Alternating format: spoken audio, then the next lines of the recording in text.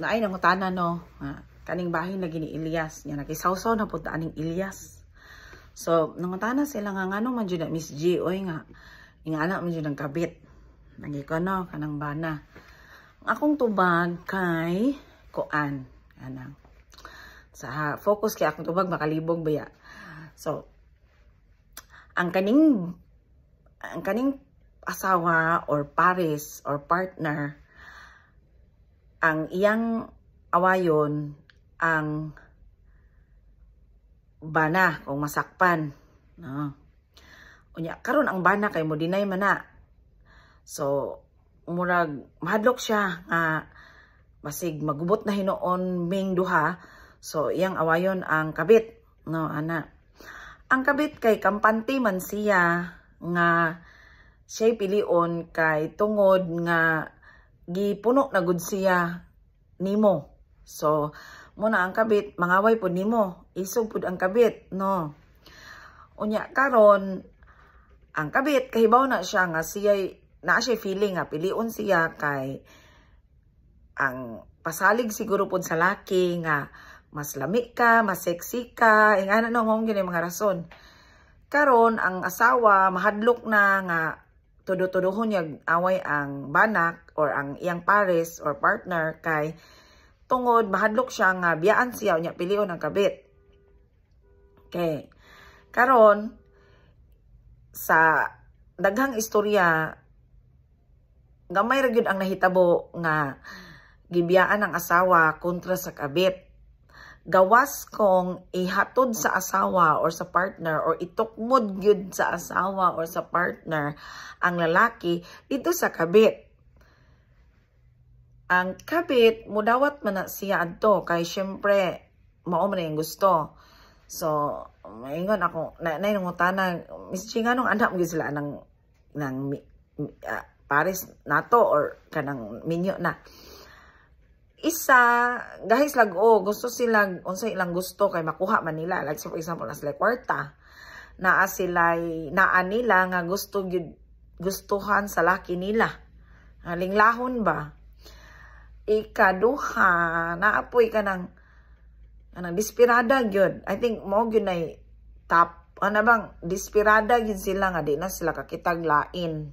Or na sila ilaha po, pero di sila happy. Ingana, no? So, ang uban, nagstorya sila nga, ngano man Miss G, nga magsilos-silos man kuno nga dili man ka pinakaslan. Excuse me. Hello. Si ikaw, sa nagka-crush ka sa una, sa grade 6 para grade 5, o nakauyab ka pag high school nimo, magselos man ka, kasal mo, dili. Dili. So, naa kay right. Kitang tanan na ay right na magselos. So, kanang istorya nga, duwa pa gani ka pakasli, nagselos na ka. Excuse ra na, istorya na lang na, kay haron nga, naa siya'y kalutsan, nga di kaayo siya mauwawan, no? Marabag, nang hinlo siya siyang kaugalingon nga, nang hunaw ko, ako'y labot, ana. So, ing ana. Unya, ang mga tao kay, focus kaayo, ana, ni Abigail, og ni kanang, kasi nga, anang manager ni Elias. Gamay ra kaayo ang tao nagpost nga bahin ni Elias nga si Elias wa jud mo gunit wa kuno mo kuana na mao lagi na naamoy daghang circumstances kung ang babae kung ang kabit powerful syempre na siya kwarta niya hadlokon niya si Elias nga okay di na ta mag-continue ang project syempre asa man magkuha og pagkaon ing anak tahay pero kung by moral values pilion ni Elias angkon pero mao lagi na mo na magiingon ni Jam Magno nga unsa may pilion nimo magkutoy inyong tiyan wa siya mo ingon si Jam Magno nga ingara pero more something like that nga no kwarta or kanang maglisod mo nga na so pero kung ikaw ang pares bisag wa ka pakasli na amoy anak nagtipo mo sa mata sa mga tao pamilya naman mo kanang nakakatungod. Anya mayon ang mga tao ngano man pud magkasal-kasal man nga dili na kan magbuwag ra man gihapon ana-ana. Okay. Sige, marriage by law kanang kaslon ka diha sa civil or sa mayor sa kaslon ka sa lawyer. Naana siya importansya. Kay og naa mo mga properties og magbuwag mo makakuan ka sa mabahin og tarong ng property or makakuha kag unsay parte nimo.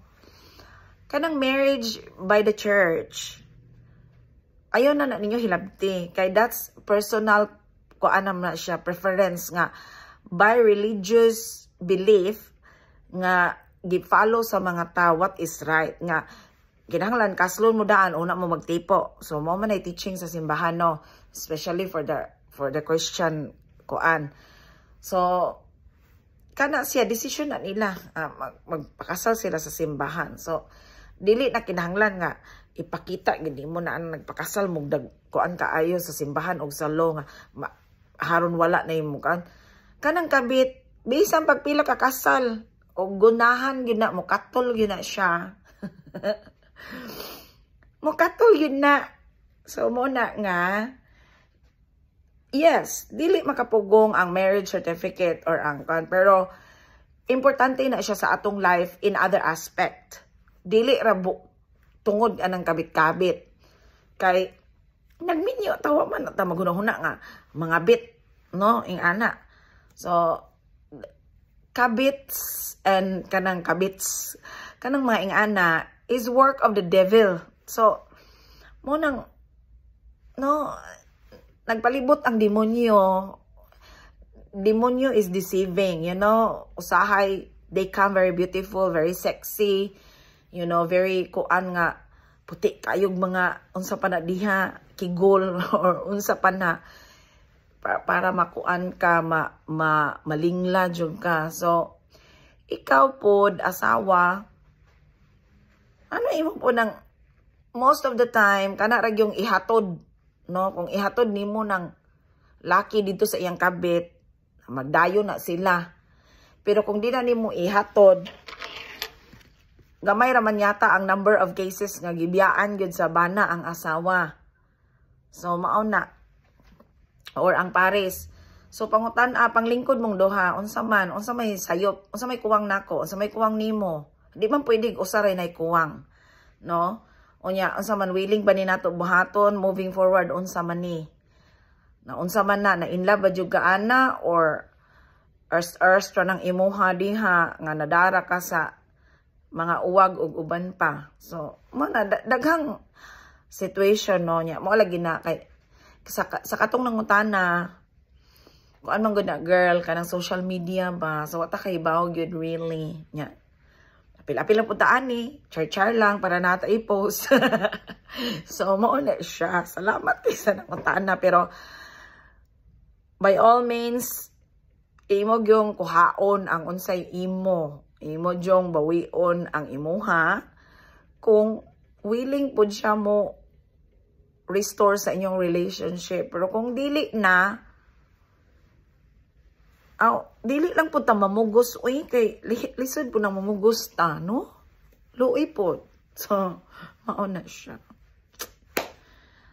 Kanang mga kabit, dadaan ang mga holy water, kay haron nga, mabasbasan na sila. Kay, mauman na. Apil po ng laki. Istoryahon yun ng laki. Unsa magyug ka? Sige, sulti ko nako. Kay, kanang laki, imuha man na, naam na sa imong poder. Kanang kabit, nagplano po nag-iyahang mga kuan kanang kaek-ekan. So, munang, kinanglan hugup gid mo, banag asawa, partners and all, ug unsa pa na description sa inyong relationship. Diba? Manghapon.